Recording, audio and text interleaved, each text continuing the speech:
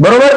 नंतर गणितही एक नंबर शिकवतात. प्रॉब्लेम येते इंग्रजीचा, कारण पहिले गुरुजी होते ते 7वी वाले होते, नंतर आले 10वी वाले, नंतर आले आता आम्ही 12वी वाले. आणि आपल्याला माहित असते की आपण कसं इंग्रजी पास झालो. बरोबर आहे. आपल्याला बोलता येत नाही, सेंटेन्स बनवता येत नाही, बहुत सारे प्रॉब्लेम असते.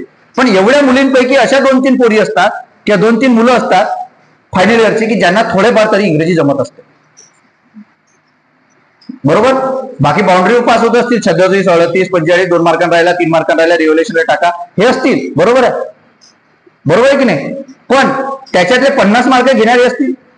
मी जर म्हणलं तुम्हाला की मी जे सांगणारी गोष्ट किंवा ज्या काही गोष्टी असणार आहे ह्या सर्व इंग्रजीमध्ये असणार आहे, किंवा जगात जर तुम्हाला टिकायचं असेल तर कोणत्या भाषेला नॉलेज असणं गरजेचं आहे सांगा बरं. इंग्रजी. बरोबर आहे. बरोबर आहे की नाही. महाराष्ट्र सोडलं तर मराठी कुठंच नाही. महाराष्ट्र सोडलं तर मराठी कुठंच नाही. संपूर्ण भारतभर कोणती भाषा बोलली जात असेल? कोणती? हिंदी आणि इंग्लिश. बरोबर आहे.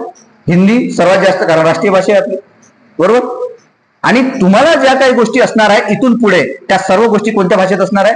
इंग्रजी भाषेत. आणि ह्या ज्या एंट्रन्स होणार आहे जगातल्या संपूर्ण नॉलेज हे कशा कोणत्या माध्यमातून भेटते तुम्हाला? उपलब्ध होते इंग्रजी माध्यमातून उपलब्ध होते.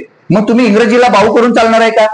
नाही नाही, मला जमत नाही, मी नाही चांगला इंग्रजी शिकलो तर माझा पोरगा शिकला पाहिजे, हा विचार कराल का? नाही. कारण तुम्ही आता सध्या आहे.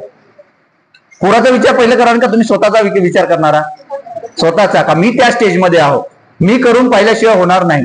तर आता जे सांगतोय तुम्हाला ते एम ए आपला जे बीकॉमचे तुम्ही फायनल इयरचे आहे आणि बीएचे आपला फायनल इयरचे आहे, तुम्ही एम ए करणार आहात सर्वजण. बरोबर आहे. ती घरी कापूस काढायला जाणार आहे पुढच्या वर्षीपासून, झालं आता माझ्या बीए बहुत काही शिकलो असं म्हणणार आहे का? नाही. पण ऍडमिशन करायसाठी धडपड करता तुम्ही. बरोबर. ह्या गोष्टी माहित नसतात. आता सांगतो तुम्हाला की 2 दिवसापूर्वीपासून M A development, M A economics, M A education 6 विषय सांगतो तुम्हाला मी.